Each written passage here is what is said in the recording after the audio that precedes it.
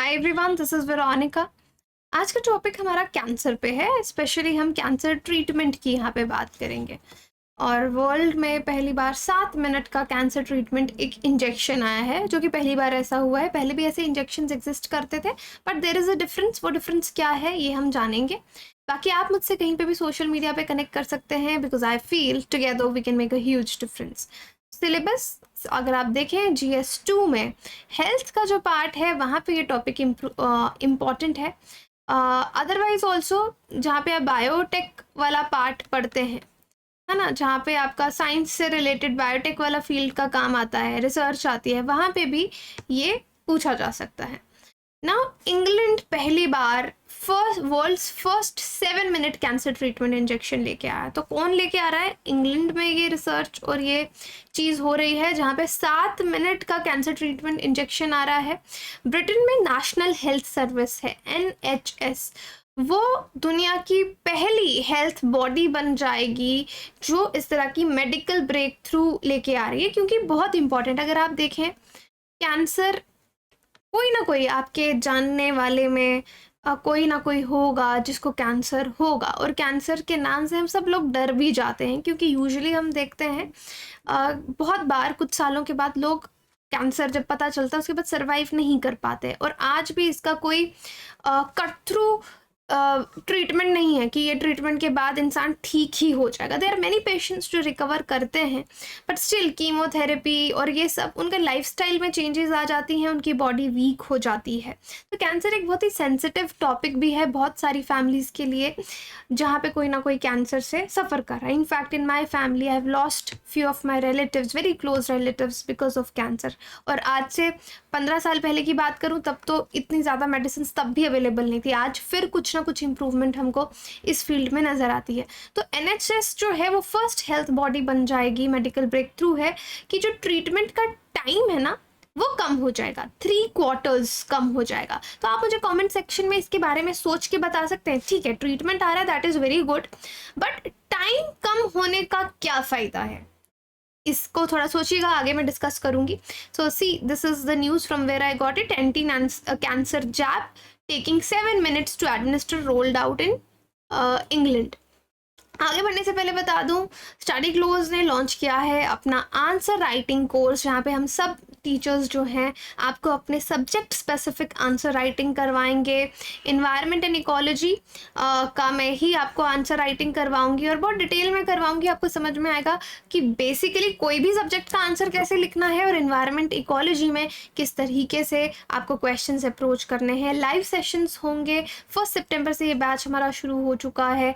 जब आप ये बैच लेंगे 6 मंथ्स तक वैलिडिटी आपको दी जाएगी। कोई भी क्वेरी हो आप इस नंबर पे कॉल करके डिटेल्स ले सकते हैं, और इस डिस्काउंट के लिए आप कूपन कोड विजय यूज कर सकते हैं। Now coming back to the topic कि इंजेक्शन की क्या ज़रूरत है। देखिए, हंड्रेड्स ऑफ पेशेंट्स हैं जिनको ट्रीट किया जाता है, इम्यूनोथेरेपी दी जाती है। इम्यूनोथेरेपी क्या है कि आपके इम्यून सिस्टम वीक हो जाता है उसको।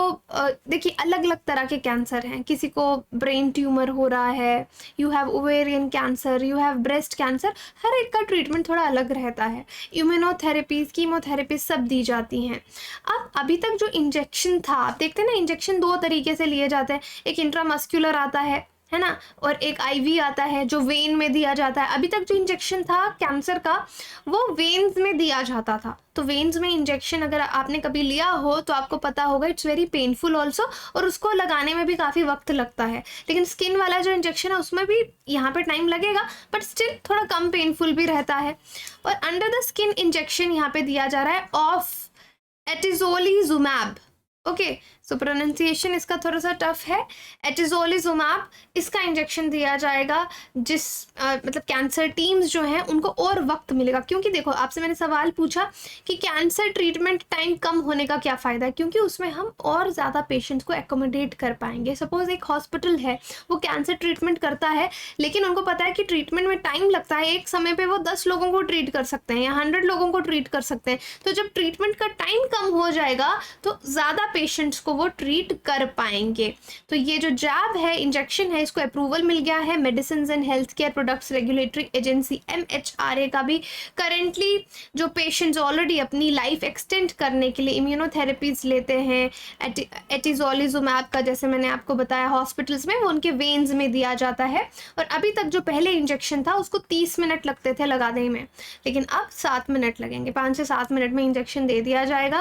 और हो सकता है कुछ पेशेंट्स में अभी भी ज़्यादा वक्त लगे, जैसे पहले 30 मिनट्स लगते थे मेजरली, कभी कभी कुछ पेशेंट्स में 1 घंटा भी लग जाता था ये इंजेक्शन देते देते, लेकिन अब ये इंजेक्शन अंडर द स्किन दिया जाएगा। तो अभी तक जो अवेलेबल इंजेक्शन था वो ये था। तो यहाँ पे देखिए लिखा है फॉर इंट्रावेनस इन्फ्यूजन, तो ये वेन्स में दिया जाता है।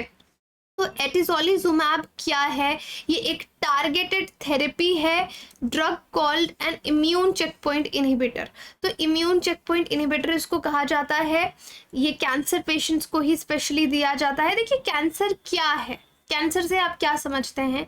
हमारे सेल्स एक तरीके से ग्रो करते हैं, लेकिन जब उनकी ग्रोथ पर कोई लिमिट नहीं रहती, वो बहुत ज़्यादा ग्रो होने लग जाते हैं, तो दैट इज कैंसर, राइट। तो जो ड्रग यहाँ पे, the drug is used alone और विद अदर कीमोथेरेपी। यहाँ पे ये जो ड्रग है एटिजोलिजुमैब, इसको कई केसेस में सिर्फ ये ड्रग यूज़ किया जाता है, कई बार बाकी मेडिकेशंस भी दी जाती हैं। For example to treat certain types of non small cell lung cancer in adult, hepatocellular carcinoma, melanoma. मैंने कहा अलग अलग तरह के कैंसर है, सबके अलग नाम है। तो अल्टीमेटली ये सब टाइप्स ऑफ कैंसर है जिनके अलग अलग नाम है, नाम बेस्ड कि कैंसर शुरू कहाँ से हुआ। लाइक हिपैटो मतलब आपके लिवर से रिलेटेड है। अब ये जो ड्रग है ये मोनोक्लोनल एंटीबॉडी है जो जो इम्यून सिस्टम में ट्रेस करती है कैंसरस सेल्स को। तो नॉर्मल सेल्स आपके हैं, है ना, ये नॉर्मल सेल्स है, नॉर्मल ग्रो करेंगे। तो कैंसर सेल्स क्या करेंगे? अनलिमिटेड तरीके से ग्रो करने लग जाएंगे। जो स्टार वाले अगर मैं बना रही हूँ, ये आपके एबनॉर्मल कैंसर सेल्स हैं। तो ये मेडिसिन क्या करती हैं? इन सेल्स को टारगेट करके इनको ख़त्म करती रहती हैं, क्योंकि अब हम इनकी ग्रोथ स्टॉप नहीं कर पा रहे। हमारी बॉडी के फंक्शंस के साथ उनको उनमें प्रॉब्लम क्रिएट करेंगे, तो इनको डेड किया जाता है, इनको मारा जाता है, किल किया जाता है। इस तरह की थेरेपीज़ जो हैं वो लाई जाती हैं। अब majority of approximately 3600 patients starting treatment of atezolizumab in the country every year will switch to the time saving injection। अब जिन भी, इंग्लैंड की बात की जा रही है, जिन भी पेशेंट्स को इस दवाई से ट्रीट किया जा रहा था, अब वो स्विच करेंगे इंट्रावेनस इंजेक्शन से या अंडर द स्किन वाले इंजेक्शन पे आ जाएंगे। एंड डेफिनेटली जो इनको कीमोथेरेपी चल रहा है वो इन कॉम्बिनेशन चलता रहेगा। अंडर द स्किन इंजेक्शन, अब देखो यहाँ पे फायदा क्या रहा है, इंजेक्शन स्किन में जो लग रहा है, फास्टर केयर, पेशेंट्स को जल्दी केयर मिल रही है। टीम्स जो है वो अपना काम जल्दी फिनिश करके बाकी पेशेंट्स को ट्रीट कर पा रही हैं। सो ये चेंज जो है धीरे धीरे अंडर द स्किन वाला इंजेक्शन जो है धीरे धीरे इसको पूरे देश में रोल आउट किया जाएगा, और हो सकता है फिर बाकी देशों में भी ये ट्रीटमेंट जो है लाया जाए। तो ब्रेक थ्रू डेफिनेटली है कि बाकी देशों में भी जब ये ट्रीटमेंट पहुंचेगा तो बहुत ज़्यादा हेल्पफुल रहेगा। तो ये देखिए कैंसर कैसा होता है, ये आपके नॉर्मल सेल्स हैं। तो ये जो ग्रे कलर में आप देख रहे हो कैंसर सेल्स हैं। तो देखिए नॉर्मल सेल्स अपने तरीके से ग्रो करते हैं, उनकी एज होती है, वो ख़त्म होते हैं, फिर नए सेल्स ग्रो करते हैं। लेकिन कैंसर में क्या है ना, ये ग्रो करते जा रहे एकदम कैंसर फैलना इसी को बोलते हैं, है ना। कैसे शुरू होता है? कोई भी रीज़न हो सकता है कैंसर शुरू होने का। There can be many triggers, genetic हो सकता है, इन्वायरमेंटल हो सकता है, केमिकल हो सकता है। तो ये ब्लू कलर के आपको जो है एबनॉर्मल सेल्स दिखेंगे कि बहुत तरीके से जब मल्टीप्लाई करने लग जाएंगे तो बॉडी के बाकी फंक्शंस में ये इंटरफेयर करेंगे। तो ये आपका नॉर्मल सेल्स था। कुछ जेनेटिक, सपोज मान ले कि जेनेटिक इज़ द रीज़न, कुछ जेनेटिक चेंजेस हुई, यहाँ पे डबलिंग होने लग गई, कैंसर सेल बढ़ने लग गए, बढ़ते बढ़ते कैंसर सेल जो है पूरी बॉडी में फैल गए, तो उसको मैलिग्नेंसी बोलते हैं, मैलिग्नेंट ट्यूमर। क्योंकि देखिए ट्यूमर भी 2 तरह का है। ट्यूमर एक नॉन मैलिग्नेंट होता है कि वो जिस जगह पे है वहीं पे है, जैसे वॉट्स हो जाते हैं, है ना, तो उसको रिमूव कर लो, वापस वहाँ पे वापस नहीं होगा वो। लेकिन कैंसर जब मैलिग्नेंट हो जाता है तो पूरी बॉडी में फैलने लग जाता है। आप उसको जितनी मर्जी बार सर्जरी कराएंगे वो फिर से ग्रो कर जाएगा। और इंडिया में वैसे भी बहुत ज़्यादा कैंसर बर्डन हो रहा है। ये कुछ फैक्ट्स आप लिख लीजिए, 29.8 मिलियन 2025 में हो जाएगा कैंसर बर्डन इंडिया का। ICMR ने बोला है, very important fact for you, इसको लिख लीजिए, 29.8 मिलियन। एक रिपोर्ट है, ये चीज़ जो मैंने आपको बताई, for more than 40% of total disease burden, lung 10.6%, breast cancer, oesophagus mouth, सबका यहाँ पे फैक्ट्स दिए हुए हैं कितना कितना कैंसर है। सो यहाँ पे देखो राइजिंग बर्डन ऑफ कैंसर 20 से 25 तक का देखा है, इंक्रीज हो रहा है। अगर आप देखेंगे ये मॉर्टेलिटी भी देखिए इंक्रीज हो रही है ना। तो लोगों की जान भी कैंसर से ज़्यादा जा रही है। अब कितनी तरह की क्या क्या कैंसर ट्रीटमेंट दी जाती है, देखो दवाइयाँ दी जाती हैं, टारगेटेड थेरेपीज़ दी जाती हैं, हार्मोनल थेरेपीज़ दी जाती हैं, कई बार बोन मैरो चेंज किया जाता है, immunotherapy.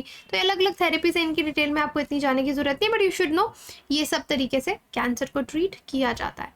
So that is it for today. I hope cancer आपको समझ में आया होगा और ये लेटेस्ट ट्रीटमेंट इंपॉर्टेंट है, क्योंकि टेक्नोलॉजी की कहीं बात आए तो मेडिसिन में क्या हो रहा है, you should know that. Thank you so much.